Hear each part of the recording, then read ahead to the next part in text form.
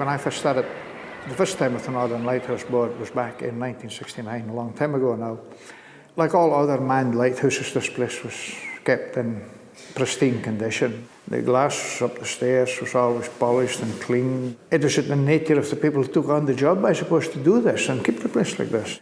Sumburgh was a family station, of course. Lots of them weren't. Lots of them, the keepers lived in rock stations or island stations where they went out and did their duty. But some of the families was all here, so it was a popular station. And it was quite disappointing once it was closed to see the buildings deteriorate and looking shabby and horrible. And it's great now that it's all been cleaned up, painted and done up and looking good again. It's quite satisfying. Clearly now with the development of the visitor centre and the accommodation and the learning room, obviously it's a great asset in terms of the sort of tourism. It's also an RSPB reserve, so we do a lot of the bird monitoring here, and it's just a great place that people come to see the seabirds. But it's also providing a lot of interpretation about the marine environment that is around Sumburgh Head. The Marine Life Centre shows how the birds have been doing, and we worked in collaboration with the Amenity Trust to ensure that there was up-to-date, really good facts about the birds and what's happening with them. There's a puffin cam in one of the puffin burrows, and then there's one that shows the guillemots, and then there's another cliff cam.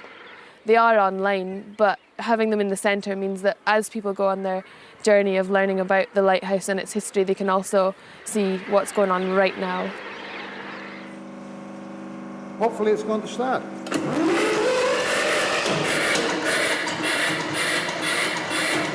Because of my knowledge of the equipment and the folklore and all who had worked from the old days, that's really how I got involved in working with it.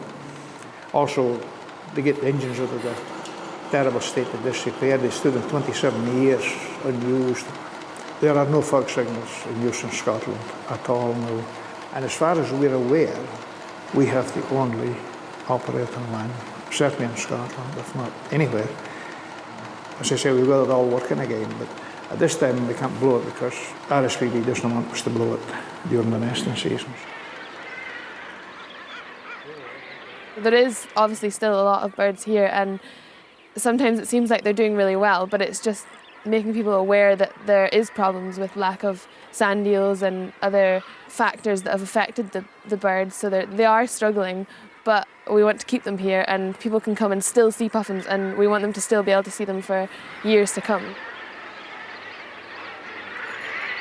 This is an event during this annual Nature Festival we have in Shetland, so it's just a drawing workshop on drawing seabirds.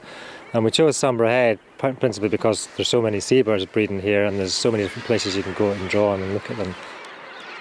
But also we've got the facility in the learning room up there if the weather gets a bit iffier and inclement. I think it provides a facility for other users and visitors to Shetland and people within Shetland.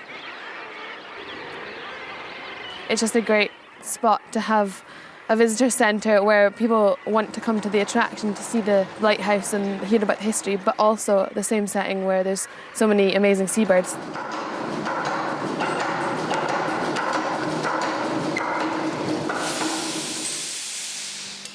It's nice to see it all up more or less the condition it was in when it was a manned station. I mean, we're very lucky in Shetland in that there's so many projects like this have been developed for such a small population. Quite unusual, I would think, compared to other parts of rural Scotland.